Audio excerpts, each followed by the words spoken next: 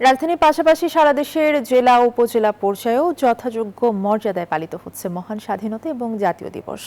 সারা দেশের এই আয়োজনগুলোতে ছাত্র জনতার স্বতঃস্ফূর্ত অংশগ্রহণ প্রমাণ করে বিজয়ের গৌরব আজও অম্লান।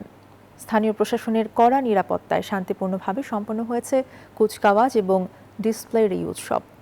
প্রতিনিধিদের পাঠানো তথ্যচিত্রে ডেস্ক রিপোর্ট। চট্টগ্রামের পতেঙ্গা, মোংলা ও পায়রা বন্দর সহ উপকূলীয় অঞ্চলগুলোতে নৌবাহিনীর জাহাজ জনসাধারণের জন্য উন্মুক্ত করা হয়। পুলিশ, আনসার ও বিএনসিসি সদস্যদের সুশৃঙ্খল মার্চ পাস্টে মুখর ছিল বন্দরনগরী। রংপুর জেলা প্রশাসনের উদ্যোগে রংপুর আবু সাইদ স্টেডিয়ামে জাতীয় পতাকা উত্তোলন, জাতীয় সঙ্গীত পরিবেশন, কুচকাওয়াজ ও শিক্ষার্থীদের ডিসপ্লে হয়। পদ্মা সেতু, মেট্রো রেল এবং এলিভেটেড এক্সপ্রেসওয়ে নির্মাণের গর্বিত অংশীদার বসুন্ধরা সিমেন্ট।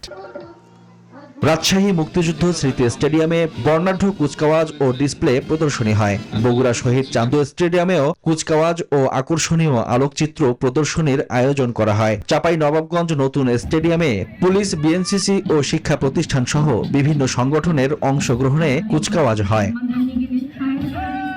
নরসিংদী মোসলেউদ্দিন স্টেডিয়ামে কুচকাওয়াজ হয়েছে।